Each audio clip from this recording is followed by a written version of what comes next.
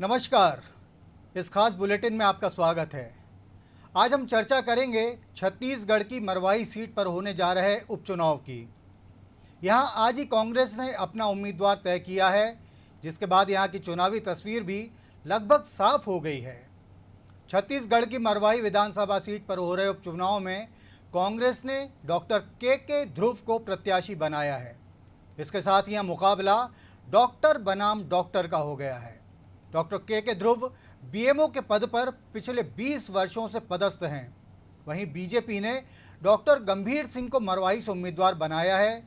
इसी के साथ पूर्व मुख्यमंत्री अजीत जोगी के निधन के बाद खाली हुई मरवाही विधानसभा सीट पर उपचुनाव को लेकर सरगर्मियां तेज हो गई हैं।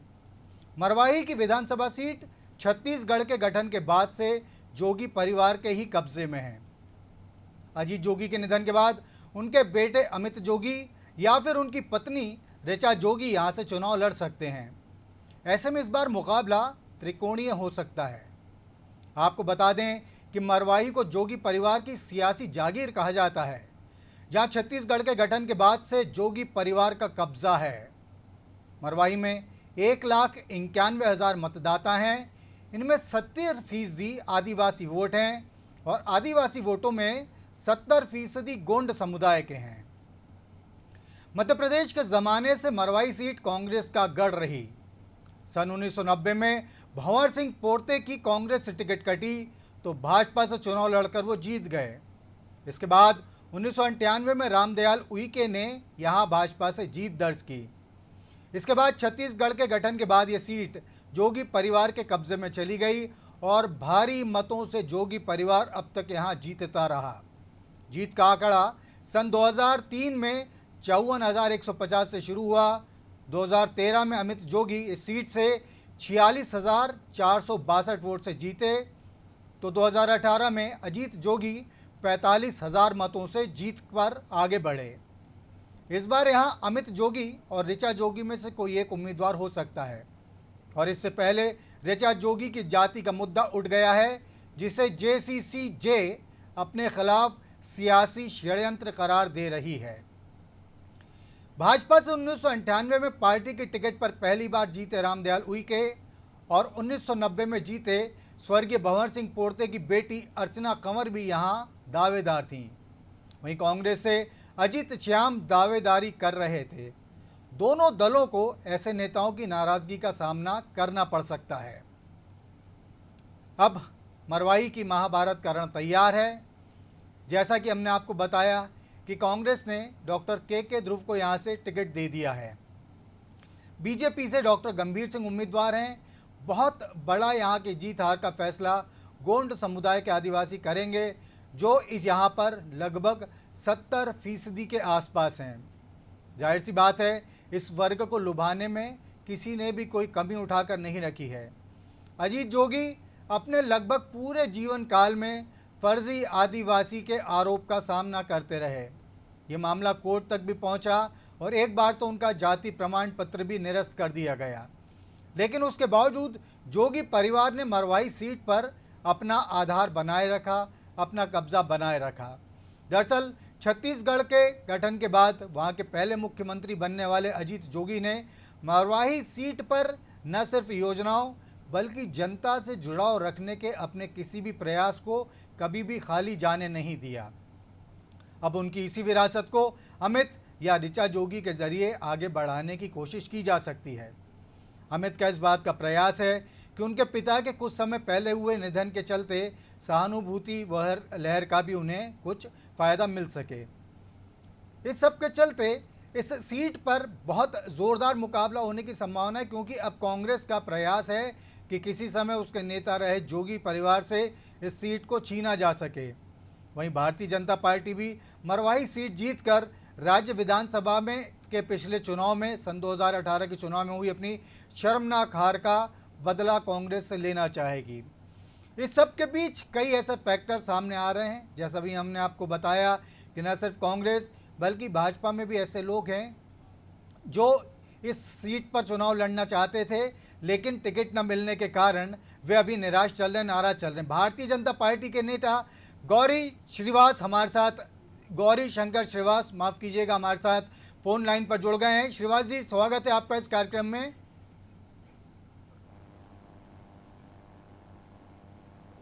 नमस्कार। नमस्कार जी श्रीवास जी, मरवाही सीट से कांग्रेस ने उम्मीदवार घोषित कर दिया है, आपकी पार्टी का भी उम्मीदवार घोषित हो चुका है। कैसा मुकाबला देखते हैं आप यहाँ पर जोगी परिवार के साथ? देखिए, जोगी जी का मारवाही सीट में अपना लंबा प्रभाव रहा है। उनका व्यक्तित्व बहुत बड़ा था। लगातार उस चुनाव से वो परिवार जीतता आया है। अब चूंकि वो वहां पे सीट रिक्त हो चुका है, उपचुनाव है, और भारतीय जनता पार्टी ने सबसे पहले वहां अपना उम्मीदवार घोषित किया है। और उसी की देखा से कि कांग्रेस पार्टी ने एक बाहरी व्यक्ति को वहां पे उम्मीदवार बनाया है जो उस पार्टी का सदस्य भी नहीं है। सबसे महत्वपूर्ण बात। और भारतीय जनता पार्टी में कोई व्यक्ति चुनाव नहीं लड़ता, पूरा संगठन चुनाव लड़ता है। तो संगठन के सभी कार्यकर्ता एकजुट होकर वहां पर लगे हुए हैं, सब पूरा परिश्रम कर रहे हैं। बड़े नेताओं की लगातार वहां पर आमद हो रही है। निश्चित तौर पर ये चुनाव इस बार भारतीय जनता पार्टी जीतने का पूरा प्रयास करेगी। जी श्रीवास जी, लेकिन आपकी बातचीत का लगभग पूरा का पूरा फोकस जो है मुझे कांग्रेस की तरफ दिखा। क्या जोगी परिवार को आप यहाँ कोई चुनौती नहीं मान रही कांग्रेस, बीजेपी? निश्चित तौर पर हर चुनाव में हर व्यक्ति, हर पार्टी चुनौती रहती है। चूंकि इतने लंबे समय तक जोगी परिवार उस सीट का नेतृत्व किया है तो चुनौती तो है। हमने कभी जोगी परिवार को या जोगी पार्टी को हमने कभी चुनौती नहीं माना, ऐसी बात नहीं है। पिछले विधानसभा में इस बात को हमने हमेशा प्रमुखता से कहा है कि जोगी पार्टी इस चुनाव को निश्चित तौर पर प्रभावित करेगी, और वो हुआ। तो ठीक वैसे ही ये चुनाव जो रहेगा, ये भी जोगी परिवार की एक बड़ी चुनौती दोनों पार्टी के लिए निश्चित तौर पर पेश करेगी। लेकिन ये चुनौती को हम बहुत ही सहज रूप से स्वीकार करते हैं। ऐसी बड़ी बड़ी चुनौती को हमने देखा है, बड़े बड़े दिग्गजों के साथ चुनाव लड़ा है, उनको धूल भी चटाई है। नहीं, लेकिन मरवाही सीट तो लगभग आप लोगों के लिए धूल चाटने का अब तक जरिया बनी हुई है। तो इस बार ऐसा क्या होने जा रहा है? क्योंकि जोगी फैक्टर तो वहां पर काम करेगा ही ना।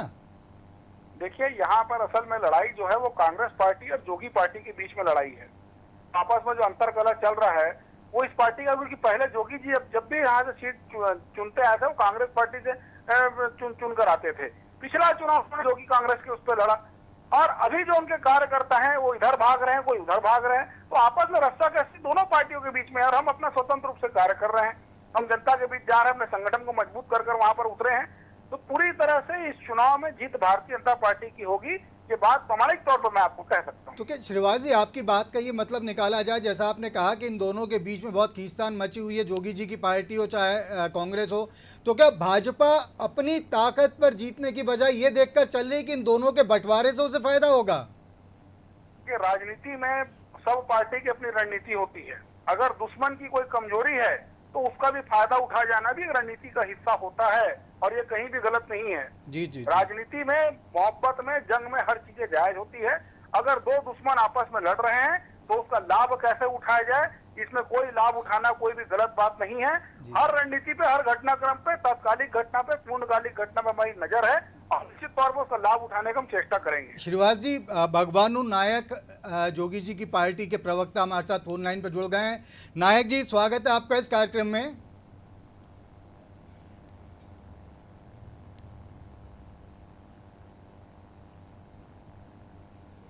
जी नायक जी से हमारा संपर्क कट गया है। तो अभी हम सुन रहे हैं श्रीवास जी को, गौरी शंकर श्रीवास जी को, जिनका कहना है कि अजीत जोगी की पार्टी में एक बिखराव मचा हुआ है। कांग्रेस से उसके जो खींचतान तो पहले से ही चल रही है, लेकिन जोगी की पार्टी में जो बिखराव हुआ है, उनका कहना है कि उसके चलते उस दल की स्थिति कमज़ोर हो गई है। श्रीवास जी, अगला एक सवाल ये उठता है कि मरवाही सीट पर किस इशू को लेकर आप लोग आगे बढ़ रहे हैं? वो इशू कांग्रेस के ज्यादा खिलाफ है या जोगी जी की पार्टी के? वो इशू कांग्रेस पार्टी के खिलाफ है। जोगी पार्टी को अभी बहुत बड़ी चुनौती इसलिए नहीं मान रहे हैं कि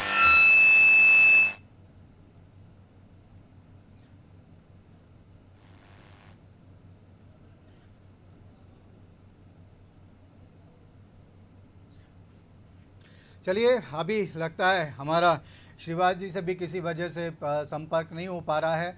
तो मरवाही में जैसा कि हमने कहा कि त्रिकोणीय मुकाबला होने से इस सीट पर सारे छत्तीसगढ़ की नज़र हो गई है। यूँ तो ये एक उपचुनाव है, लेकिन क्योंकि जोगी परिवार की प्रतिष्ठा इससे जुड़ी हुई है और भाजपा ने भी इसे प्रतिष्ठा का प्रश्न बना लिया, और जाहिर सी बात है श्रीवास जी हमारे साथ फिर से जुड़ गए। श्रीवास जी, पिछले विधानसभा चुनाव में भारतीय जनता पार्टी को जो अनपेक्षित जिसकी अपेक्षा उसने कभी नहीं की थी, और जो बहुत ही ज़्यादा करारी हार का सामना करना पड़ा था, क्या उस हार के कारणों से कुछ सबक लेकर पार्टी मरवाही में आगे बढ़ रही है?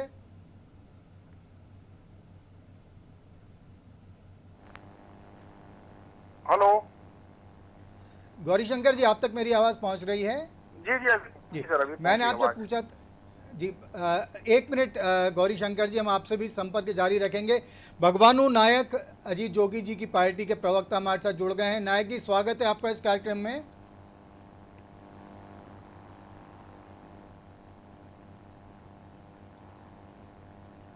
नायक जी, आप तक मेरी आवाज़ पहुंच पा रही है?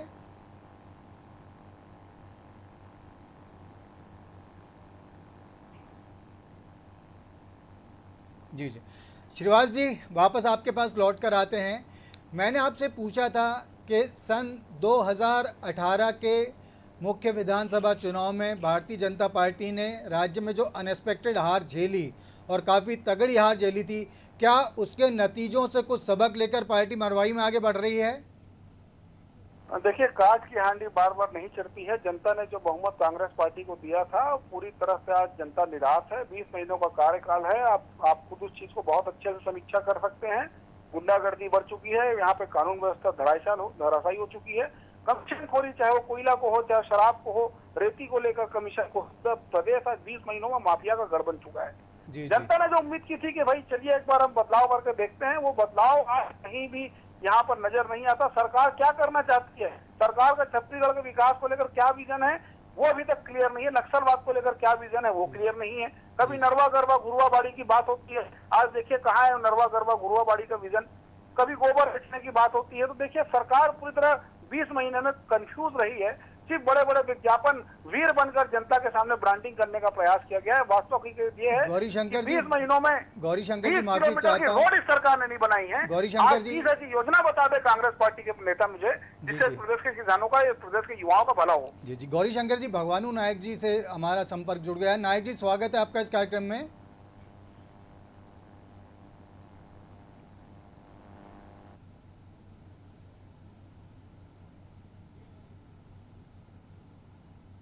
गौरी शंकर जी, एक अगला सवाल यहाँ पर स्वाभाविक रूप से बनता है, वो ये है कि अजीत जोगी की पार्टी या उनके परिवार के खिलाफ मरवाही सीट पर आप कौन सा मुद्दा लेकर आगे बढ़ेंगे? कांग्रेस सरकार के तो आपने विषय गिना दिए। जोगी पार्टी अभी कोई ऐसा कोई बहुत विशेष मुद्दा नहीं है। जो इतने साल से मारवाही को उपेक्षित कर रखा, जो विकास होना चाहिए था, मारवाही का विकास नहीं हुआ। कभी गौरेला पेंड्रा को जिला बनाने का प्रयास नहीं किया अजीत जोगी जी, उनकी परिवार के सदस्यों ने। ये एक महत्वपूर्ण मुद्दा है। और सबसे महत्वपूर्ण बात, आज वहां पर कुपोषण में, कुपोषण का जो दर है वो पूरे भारत में अव्वल नंबर पे, 36 सबसे ज्यादा कुपोषित कोई जिला है तो वो मारवाही है। मारवाही विधानसभा में सबसे ज्यादा कुपोषित लोग पाए जा रहे हैं पूरे छत्तीसगढ़ में। तो ये जो आंकड़ा है कहीं ना कहीं चौंकाता है। जाकर वहां कर सरकारी बिल्डिंगों की आप हालत देख लीजिए, क्या वहां की स्थिति बनाकर रखी गई है। तो जनता कहीं ना कहीं ट्रस्ट पर, जोगी जी का व्यक्तित्व तो काफी बड़ा था और इसी नाम से जोगी जी जीत जाते थे वहां पर। लेकिन आज हकीकत पूरी तरह बदल चुका है और लोगों ने कहीं ना कहीं मन बना लिया। भारतीय जनता पार्टी के प्रत्याशी डॉक्टर गंभीर सिंह जी बहुत अच्छे व्यक्तित्व के धनी है और पूरा संगठन के पक्ष में कार्य कर रहा है, तो जीत भारतीय जनता पार्टी की होगी। जी जी जी, श्रीवास जी, हमसे बात करने के लिए आपका बहुत धन्यवाद। हमने सुना भारतीय जनता पार्टी के प्रवक्ता छत्तीसगढ़ के, उन्होंने ये कहा कि इस क्षेत्र में, मरवाही क्षेत्र में, न कांग्रेस ने कभी कोई काम किया है और ना ही जोगी परिवार ने इस क्षेत्र को आगे बढ़ाने के लिए कोई जतन किए, इसलिए वहाँ भारतीय जनता पार्टी की जीत होना सुनिश्चित है। भगवानू नायक जी, अजीत जोगी जी की पार्टी के प्रवक्ता, हमारे साथ फ़ोन लाइन पर जुड़ गए हैं।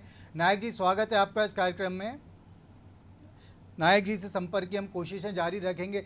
दरअसल मरवाही सीट एक किस्म की शशोपंज वाली स्थिति कांग्रेस और बीजेपी दोनों के लिए, क्योंकि अजीत जोगी भले ही छत्तीसगढ़ की राजनीति में कमज़ोर हो गए, जोगी परिवार भले ही वहाँ की राजनीति में कमज़ोर कर दिया गया कांग्रेस से निकलने के बाद में, लेकिन मरवाही सीट बीजेपी और ख़ास तौर से कांग्रेस के लिए एक ऐसी नाक का बाल बन के रही जिसे फतेह करने का सपना देखते देखते उनके कई प्रयास असफल हो गए।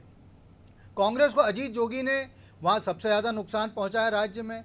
ये तक कहा जाता था बीच में एक उपचुनाव के मौके पर, एक ऐसा वहाँ पर अंतागढ़ चुनाव को लेकर एक मामला भी सामने आया था, टेप कांड आया था, उस पर हम आगे बात करेंगे।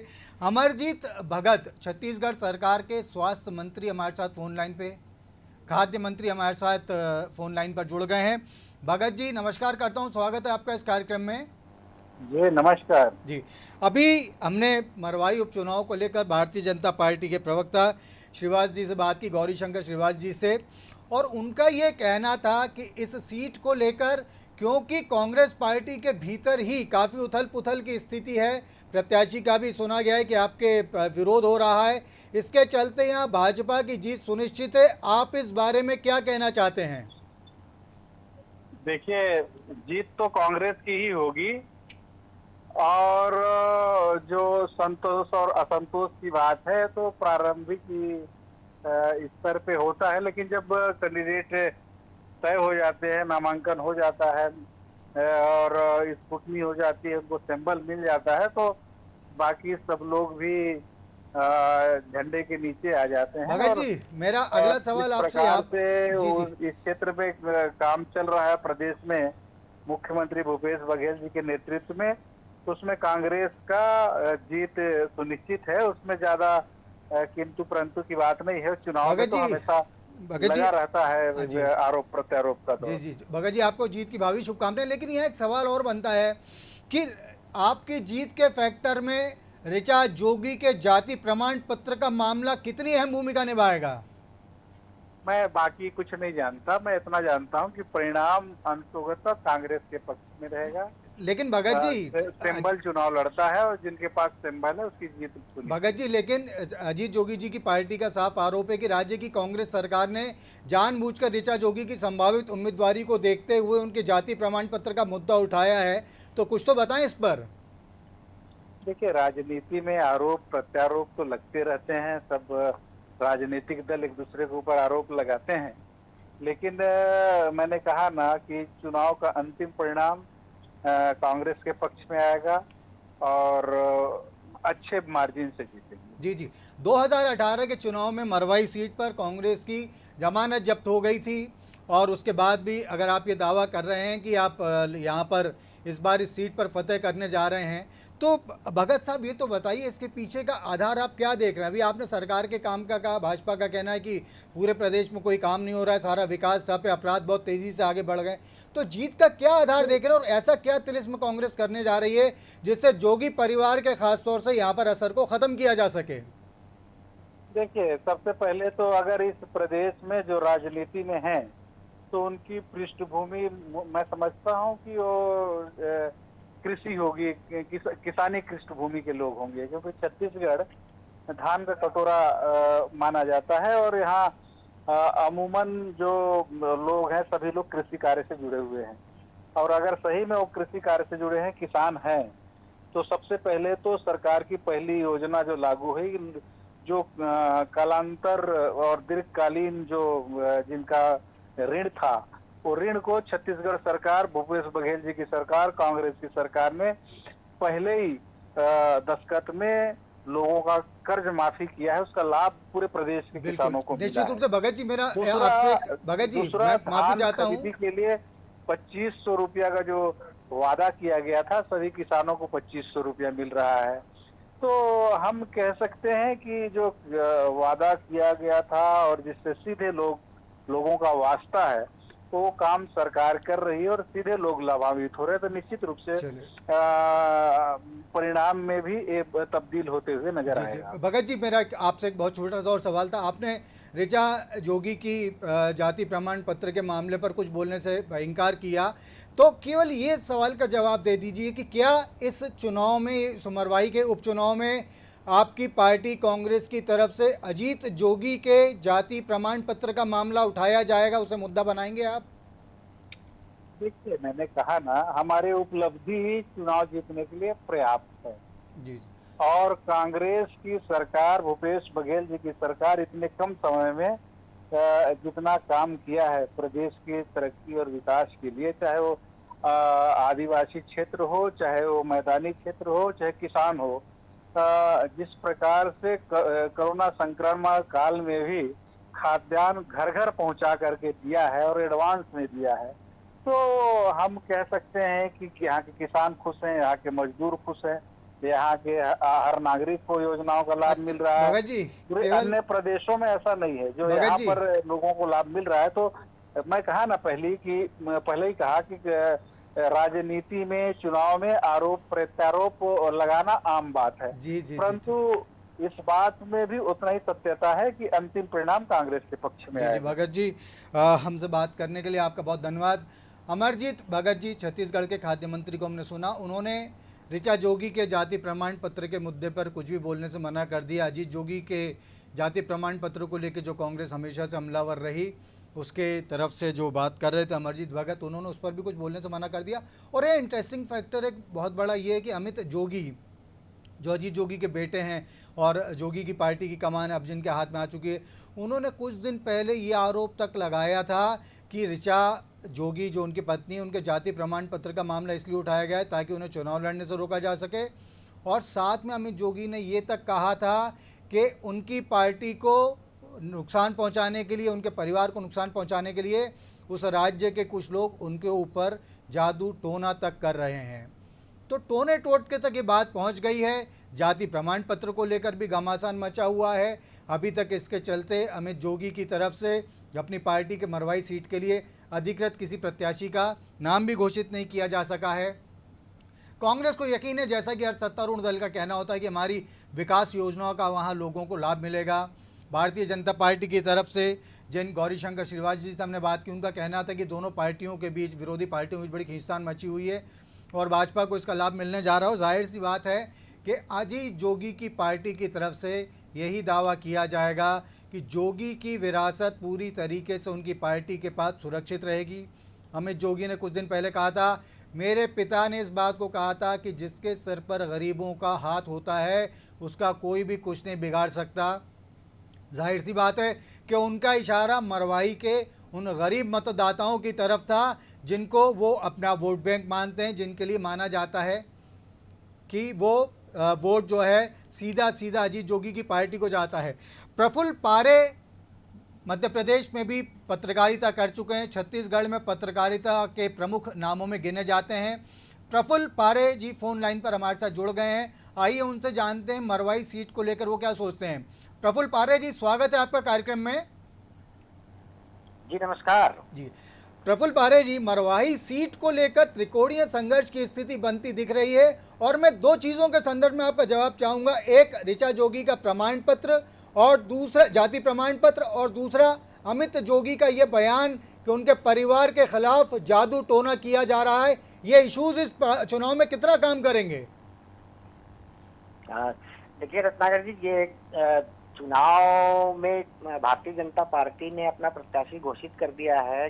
डॉक्टर गंभीर सिंह को उन्होंने प्रत्याशी बनाया है, कांग्रेस ने डॉक्टर के ध्रुव को। अब फैसला ये होना है कि मरवाही से अमित जोगी चुनाव लड़ते हैं या उनकी पत्नी ऋचा जोगी चुनाव लड़ती है।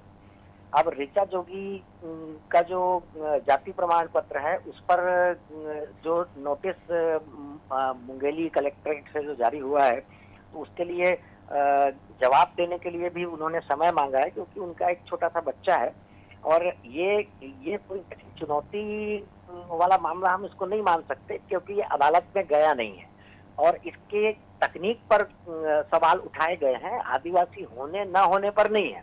ये माम कि वो आदिवासी है नहीं है उसको चैलेंज नहीं किया गया है, वो सिर्फ एक तकनीकी विषयों पर उठाया गया है कि आपका पता गलत था, आपको 4 दिन का आपने आवेदन आज लगाया, आपको 4 दिन बाद कैसे मिल गया, तो इसकी तकनीक पर प्रश्न उठाए गए हैं। लेकिन प्रफुल्ल जी, इसकी जो मैंने एक बात और कहता हूँ कि जो जिला प्रशासन है, तो जिला प्रशासन के सामने जब ये जाति प्रमाण पत्र का मामला आया, तो अगर वो इतना हाई प्रोफाइल था तो उसकी प्रशासन को पहले से जांच करनी थी। तो कुल मिलाकर के ये नजर आ रहा है कि कांग्रेस जो है वो ये नहीं चाहती कि जोगी परिवार का कोई भी सदस्य उसमें चुनाव मैदान में उतरे। प्रफुल्ल जी, यहाँ एक सवाल, लेकिन अगर हम जाति प्रमाण पत्र में जाति वाले मसले को नहीं लेकर उठाएं, तब भी इस सारे घटनाक्रम की टाइमिंग को तो सवाल निश्चित रूप से उठ रहा होगा ना छत्तीसगढ़ में। बिल्कुल बिल्कुल बिल्कुल बिल्कुल कि ये सारे मामले चुनाव के समय ही क्यों, इसके पहले भी देखिए जब मध्य प्रदेश में 1986 के आसपास की बात है, तब से अजीत जोगी का ये जाति प्रमाण पत्र जाति को लेकर के मामला चल रहा है। इंदौर में सबसे पहले हाईकोर्ट में एक मनोहर दलाल नाम के एक शख्स थे, उन्होंने अजीत जोगी की जाति को चैलेंज किया था, तो इंदौर खंडपीठ से वो याचिका खारिज हो गई थी। फिर उसके बाद मध्य छत्तीसगढ़ बन गया, तो 2001 में संत कुमार नेताम जो है वो अदालत में गए। फिर उन्होंने राष्ट्रीय अनुसूचित जनजाति आयोग से शिकायत की, उन्होंने अजीत जोगी की जाति को निरस्त कर, आदिवासी होने को निरस्त कर दिया। फिर वो हाई कोर्ट में गया वो मामला। फिर उसके बाद विधानसभा के उपाध्यक्ष थे बनवारी लाल अग्रवाल, वो कोर्ट में गए। फिर उसके बाद मतलब सुप्रीम कोर्ट तक गया। जी प्रफुल्ल जी, कमेटियां बनी। यही मैं आपसे यहाँ पूछना चाह रहा था, बहुत संक्षेप में आपसे एक अंतिम सवाल का जवाब चाहूँगा। ऋचा जोगी, अजीत जोगी के जाति प्रमाण पत्र को लेकर क्या मरवाई में कोई चुनावी इशू बनता जा रहा है? बहुत छोटे संक्षेप में जवाब चाहूँगा। नहीं, देखिए मुझे नहीं लगता क्योंकि जोगी परिवार का वहाँ पर बहुत प्रभाव है, और यहाँ की भाषा में कहें तो लोग मरवाही को, उसके आसपास के इलाके को जोगी लैंड कहते हैं। तो मुझे नहीं लगता कि बहुत ज्यादा ये कोई प्रमाण पत्र, कोई तकनीकी दिक्कतों से उन्हें रोका जा सके, वो चुनाव न लड़ सके, वो एक अलग मैटर है। प्रफुल्ल पारे जी, हमसे बात करने के लिए आपका बहुत धन्यवाद। क्षमा चाहेंगे, समय की थोड़ी सी कमी है। तो आपने सुना छत्तीसगढ़ के वरिष्ठ पत्रकार प्रफुल्ल पारे को, जिनका कहना था कि इन सारी चीज़ों के बावजूद जोगी परिवार का उस सीट पर बहुत ज़्यादा असर है और संभावनाएं शायद उनके पक्ष में नज़र आ रही हैं। आज की चर्चा यहीं समाप्त करते हैं, फिर आपसे मुलाकात होगी, तब तक के लिए इजाज़त दीजिए, नमस्कार।